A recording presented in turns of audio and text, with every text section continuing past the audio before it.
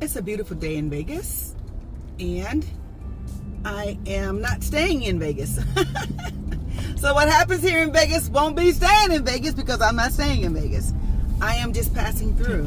And I am heading up to White Hills, Arizona, which is slightly past Hoover Dam, Lake Mead, Willow Beach, and long before you get to Kingman, Arizona. So I will be leaving Nevada, going to Arizona for what? To check on my land. So yes, I have some land in White Hills, Arizona. I have an acre that I purchased. It's definitely some land in a very remote place because I wanted to be off grid. I wanted to experience life off grid. I had talked about getting something off grid and then getting an RV or a tiny house or both. And I have to say that I believe it's going to serve my purpose well. You know, it's enough that if I want to plant a garden, I can. If I want to have a greenhouse, I can. If I want to have a pond, I can. If I want to have some chickens, I can. It's perfect for me. And especially because I do want to put a fence up around the perimeter of my acre, hopefully by the end of the summer. Why do I have 1 acre? Because I have an RV.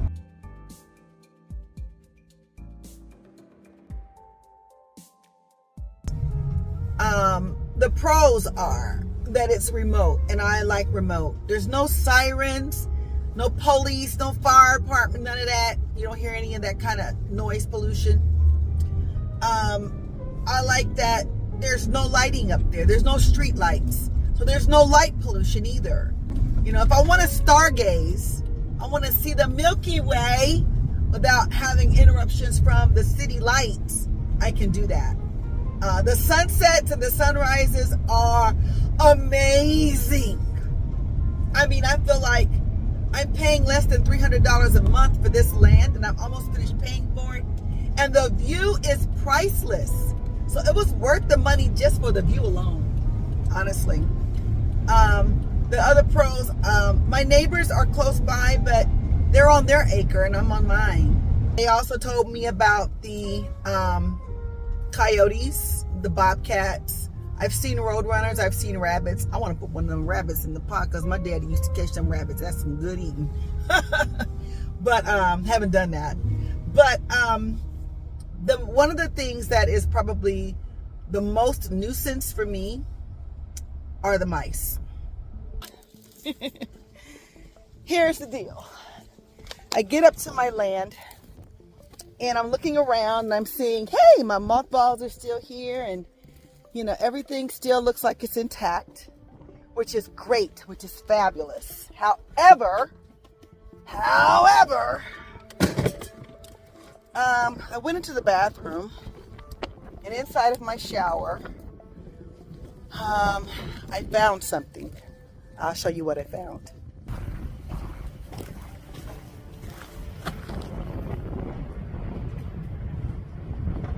Yes, a dead wet mouse. And that mouse was in some water that had accumulated and was floating around in here dead. It makes me want to just leave some water in there. But I believe the water could have come in through this window, because the last time I was here, I used a big 5-gallon thing of water that I was using to clean my bathroom and other places and stuff. And so I think what I did, it filled up that. It looks like my hatch was closed, which sometimes I do leave it open, but it was closed. And this window is the only thing that I left open. So since I left that open, the only thing that I can think of is that some water must have come in through the window when it rained up here pretty hard. And it was quite a bit of water in the bottom of that. But what I did, I just opened up, as you can see, the gray water tank spout. And that right there is the draining of my gray water tank. Okay. Yay.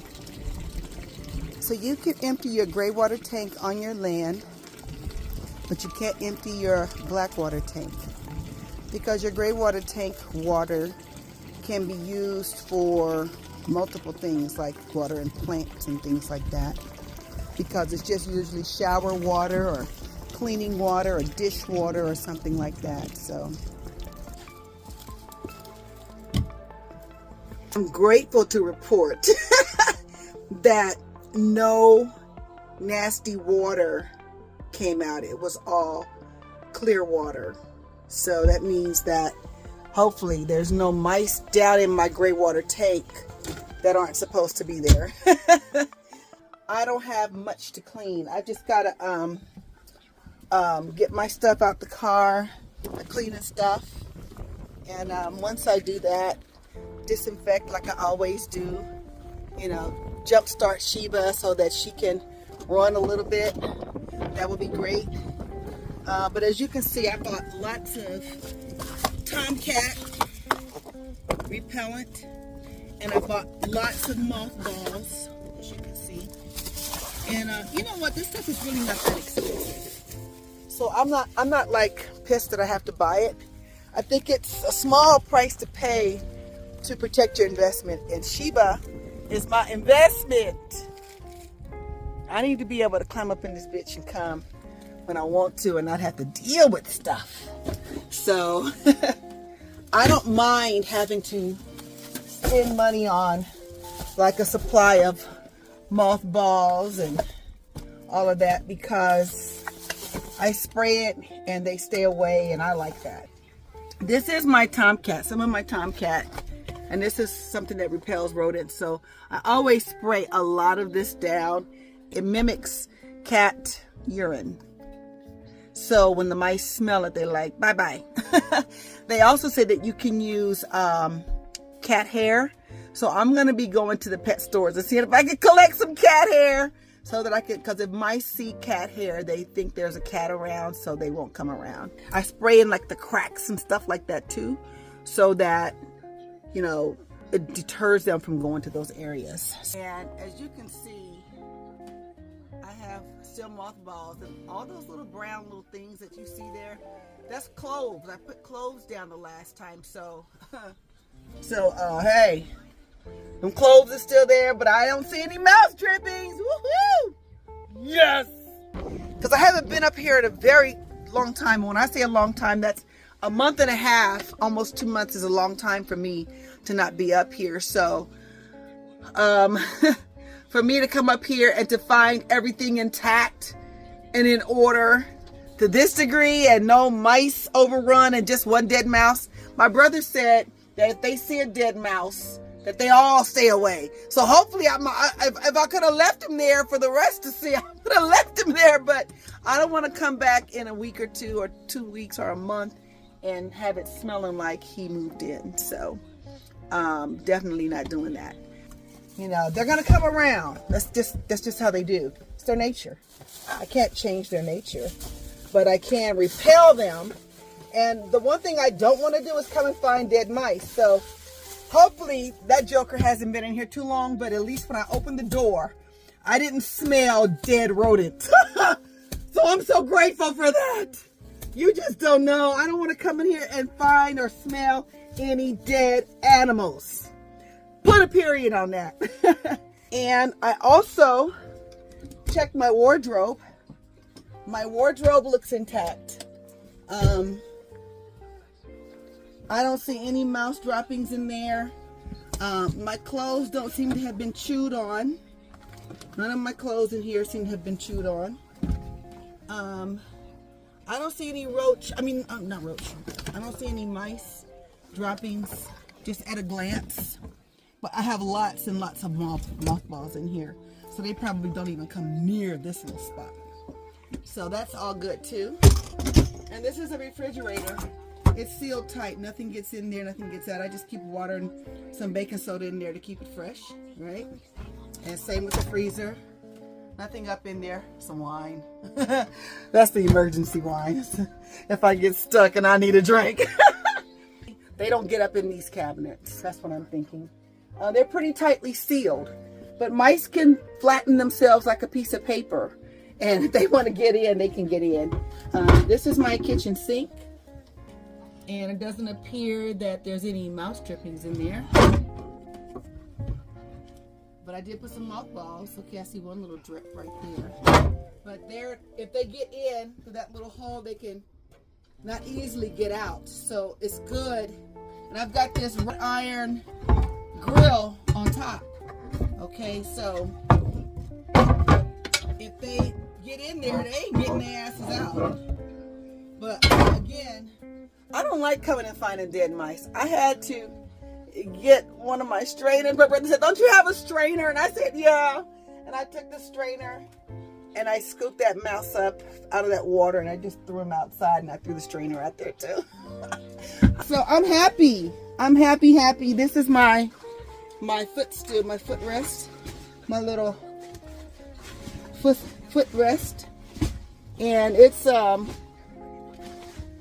looks like it's got no holes in it, and so there's nothing living inside of there. Wow! So it's coming along. I'm just glad that getting here that I'm finding things aren't too bad. It still smells like mothballs in here, so they were in here, but hey, they weren't in here partying too hard. That's what I want. Here's the other thing about living off grid. There's really no internet up here. And because I now have AT&T, I have reception. So while I was, parking, my brother called and I was able to talk. So that's amazing because I couldn't do that with T-Mobile. So I'm really happy and amazed about that. I would come up here and plug my TV in, my battery power, or just my outlet over there. And when I plugged in, I couldn't get any reception. I had no internet, so I couldn't watch my smart TV. Al Redmond, he does electronic stuff.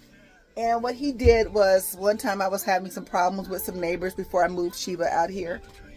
And they were calling the police on me and having my RV ticketed regularly. So my friends, Al and Brenda Redmond, thank you. I love you guys. They allowed me to park my RV at their home in their driveway.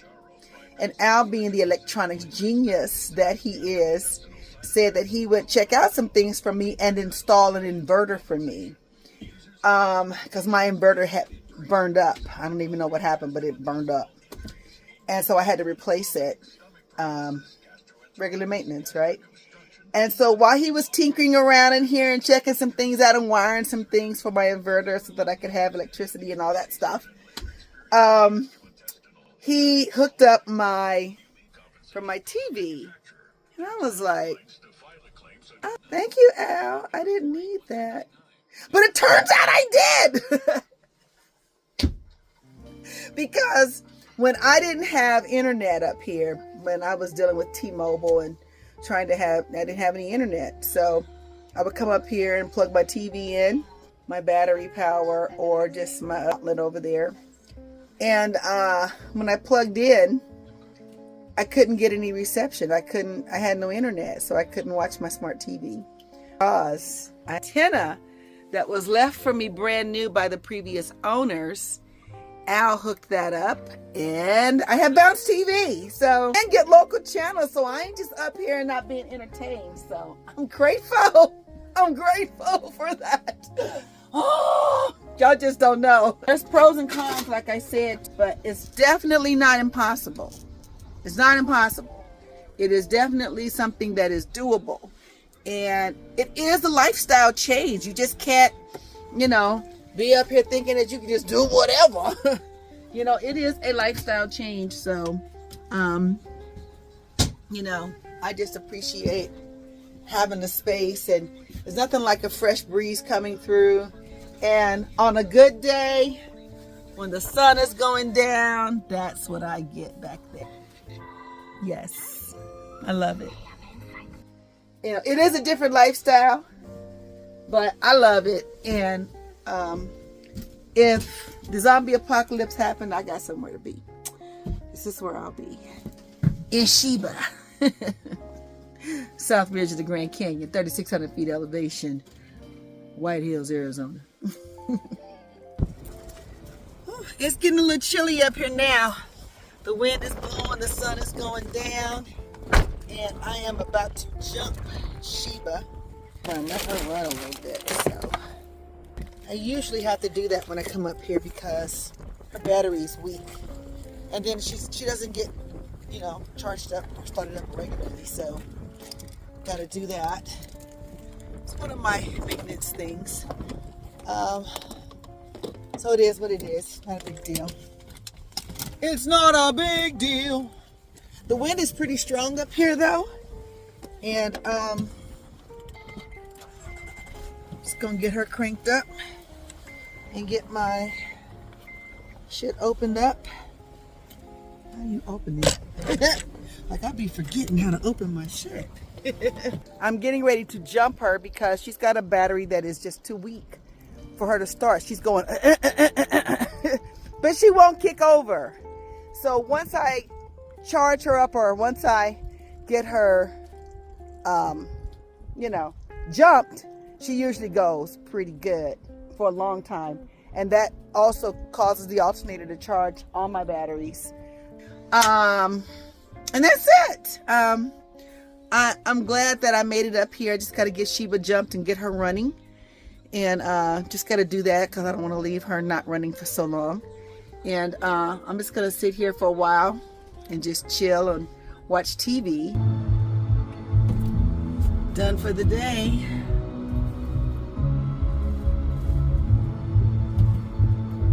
Sheba's intact. She didn't start up, bless her heart. But that's not her fault because she's good to go. It's just that damn battery doesn't like her. So we're going to get another battery, bring it back next time. And that will be that. I love this land. I'm leaving just in time. It's starting to rain. Yeah. That was a good little run up. Okay. Heading back down the mountain, back to Vegas. Get some rest, hang out with the grandkids. And then I'm going to get me some rest and back on the road. Off the grid. Joshua trees, cacti, a few little animals, lots of mountains, awesome sunrises and sunsets.